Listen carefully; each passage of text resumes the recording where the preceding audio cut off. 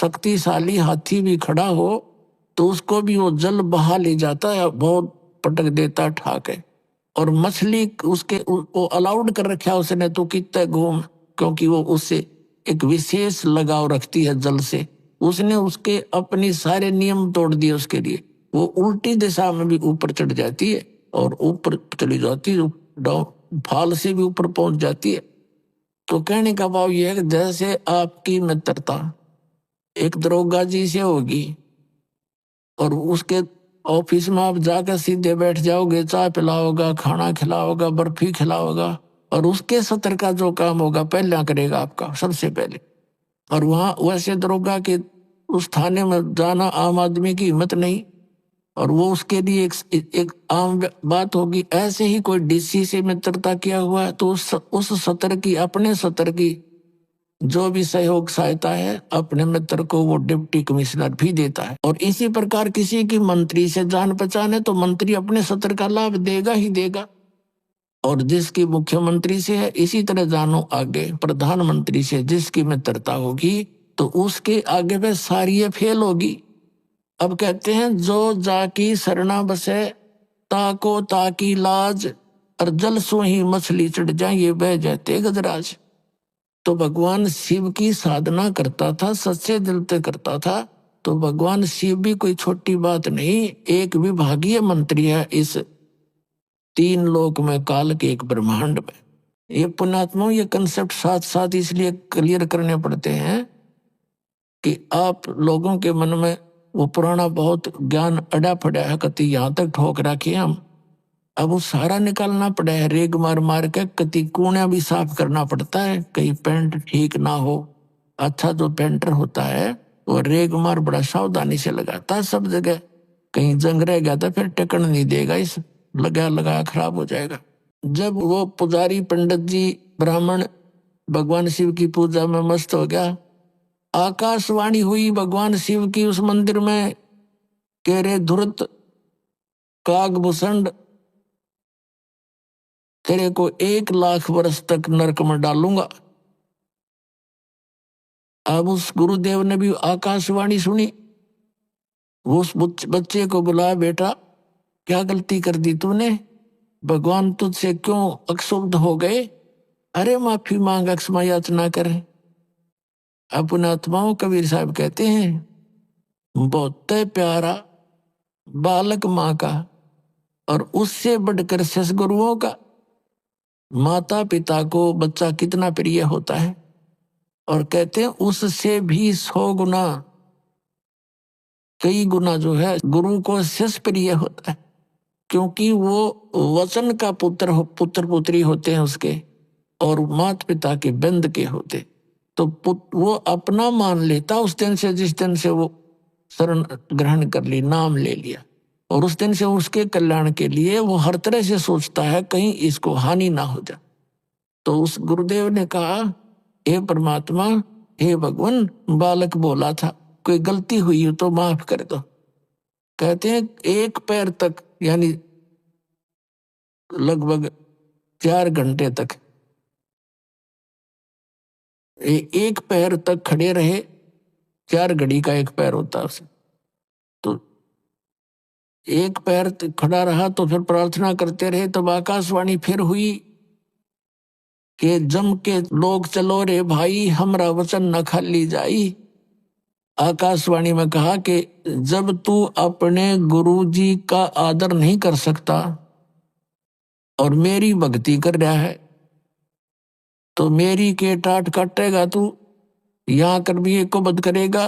तो पुण्यात्मा एक नियम है मालिक का।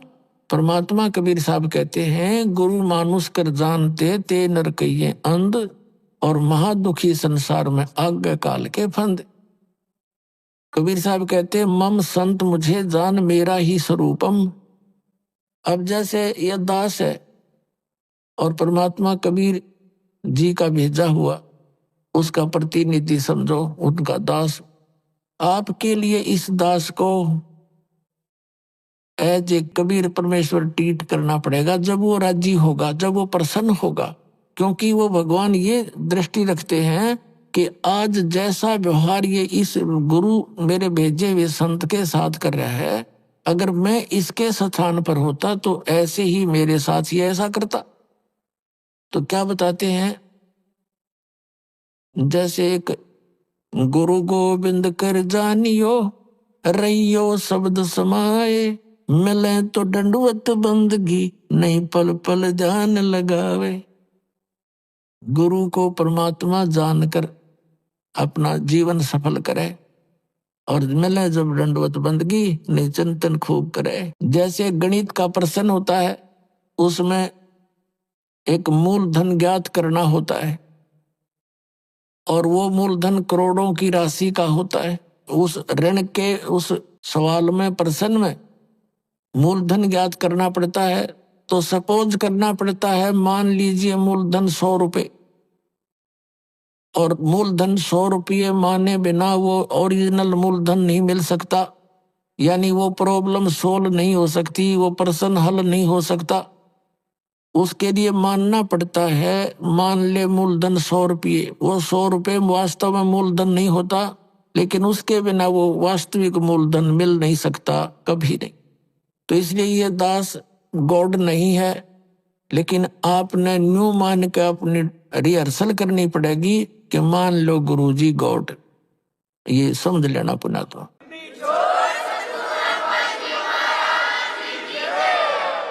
क्योंकि जब आप यहां से जाओगे तो आपको त्रिकुटी के ऊपर, जहां एक इंटरनेशनल एयरपोर्ट है यहां से जाने का, और वहां से जहां भी जिसने टिकट बनवा रखी, यानी जिस भी देव ईष्ट की साधना वो किए हुए है, वहां त्रिकुटी से ही उसका फिर आगे आगे उसी रास्ते से उसके विमान जाएंगे। तो वहां जब आप पहुंचोगे, ये दास खड़ा दिखाई देगा, परमात्मा इस दास के रूप में वहां मिलेंगे, और आपकी जैसी श्रद्धा यहां होगी ऐसी वहां होगी। ये तो रिहर्सल है, एक ट्रायल है। तो जैसा आपका बर्ताव इस दास के प्रति यहाँ होगा, ऐसा ही वहां होगा। अब जैसे दास यहाँ खड़ा है बाहर, और आप वहां बैठे हो, मस्ती मार रहे हो, एक गप्पे कर रहे हो, तो ऐसा ही भाव फिर वहां होगा। तो भगवान निकल जाएंगे, तुम मुड़े गप्पे मारते रह जाओगे। तो जो ही गुरुजी आते हैं, आप देखते हो प्रत्येक पुण्यात्मा की, कोई भी गुरु है कहीं पर भी, वो नकली है, उनके प्रति भी वो ऐसी श्रद्धा रखते हैं जो पुण्यात्मा है, क्योंकि उनका स्वभाव है। एक टक दृष्टि रखते हैं जब तक वो आंखों के आसपास रहते हैं। तो ये उनने पिछले जन्मों से अभ्यास कर रखा, जो पुण्यकर्मी प्राणी पिछले जन्मों से आ रहे हैं भक्ति करते हुए। तो ये नियम है, विधान है इस भक्ति का। तो वहां जैसा जिसका आपने यहाँ प्रैक्टिकल कर रखा है, वो तो वैसा ही वहां होगा आपका स्वभाव। तो इसलिए गुरु जी को एज ए गॉड ट्रीट करके उसके साथ फिर ऐसा व्यवहार करें। गुरु के सम्मुख वचन नहीं कहे, सो से रहनी गहनी सुख रहे। तो इस प्रकार जो नियम है, गुरु सम्मुख ले झूठ सजोई, निश्चय नरक पड़े से सो। तो इस तरह की जो क्रिया परमात्मा ने फाउल पॉइंट बता रखे हैं, उन फाउल पॉइंटों से डरे और फिर सफल होगा। अब कागभूषण को आकाशवाणी में भगवान शिव ने बताया कि रे निकम्मे व्यक्ति, जब तू अपने गुरु का सत्कार नहीं कर सकता तो मेरा क्या लगा तू, और तुझे नरक में ठोकूंगा। कहते हैं फिर वो खड़े गुरु इस संति से दयालु होते। उस ब्राह्मण ने, उस पुण्यात्मा ने बार बार प्रार्थना की, है परमात्मा आप तो दयालु हो, आप तो बख्शनहार हो, बालक है, छोटा बच्चा है, गलती होगी, इससे माफ करो। अरे क्या कर दिया तू नालायक, बता क्या कर दिया। तब आकाशवाणी में कहा कि ये अपने गुरु का आदर नहीं किया, खड़ा होकर के इसके अंदर अभिमान समा गया था, इसका ये दंड इसको भोगना ही पड़ेगा। फिर बार बार प्रार्थना करने से शिव जी ने कहा कि तेरे गुरु जी की प्रार्थना स्वीकार होती है, लेकिन नरक में तो तुझे जाना ही पड़ेगा, मैं इसको चेंज नहीं कर सकता। लेकिन उस नरक में तुझे यम के दूत दुखी नहीं करेंगे, ये मैं आदेश दे दूं। अब उसको इतना सहारा मिल गया, उसकी मृत्यु होगी कुछ वर्षों के बाद, और नरक के अंदर वो नरक में तो जाना ही पड़ा। लेकिन ये यहाँ के इतनी सुविधा ये दे सकते हैं, जैसे एक मंत्री की कोई जान पहचान हो जाए, होम मंत्री से, होम मिनिस्टर से कोई उसका मित्र हो रिश्तेदार, और उसकी सजा कैद हो जाती है। अब उसने रहना तो पड़ेगा जेल में, लेकिन रहेगा उड़े बिल्कुल बटेऊ की तरह, कोई कुछ नहीं दुख दे सकता। तो उस कागभूषण को इतना सहारा तो मिल गया, लेकिन रहना पड़ा उस नरक में। अब जैसे वहां नरक में चाहे कुछ भी ना, कोई यम के दूत दूसरा ने पीटे जब कलजा पाटे, और नरक में हाहाकार माचरी, कोई काटे जा रहे हैं, कोई नरक में ठोक रखे हैं, गंद पड़ा, सड़ांध उठ रही है, रहना वहीं पड़ा। तो कहने का भाव ये है, अब आपको ये कथा सुनाते आगे। अब दास ये कहना चाहता है इस कथा के द्वारा कि जो पुण्यकर्मी प्राणी हैं, पिछले जन्म मनुष्य जीवन के पाते हुए आ रहे, वो तो भगवान की कथा सुनते ही तुरंत कहीं ना कहीं चिपक जाते हैं। और उनका स्वभाव है जैसे दीपक के ऊपर पतंग न चाहते हुए जाकर गिर जाता है, भले ही वो जल जाए, लेकिन उसका स्वभाव है उसको शीतल और उत्तम वस्तु जान कर जाता। तो जितने भी पुण्यकर्मी प्राणी थे, इन नकली संतों काल के दूतों को एक परम संत धनी जानकर उस दीपक की तरह जा चिपके, और 100 साल से बैठे वहां पर। कोई मन में न्योय नहीं आया कि ये नकली आदमी है, इसने कख नहीं पता, ना सतनाम का, ना सतलोक का, ना सचखंड का, और ना किसी, और आप भूत बनकर बैठ गया और उन पुस्तकों को पढ़ते रहे श्रद्धा से कि ना जो गुरु जी ने लिख दी वो बिल्कुल सही है। देखो भगत की श्रद्धा ऐसी ही होती है, और होनी भी चाहिए, ब्लाइंड फेथ होना चाहिए। लेकिन नकलियों ने उनका दुरुपयोग कर लिया, उनके उस श्रद्धा को उन्होंने दुरुपयोग किया और उनका नाश कर दिया।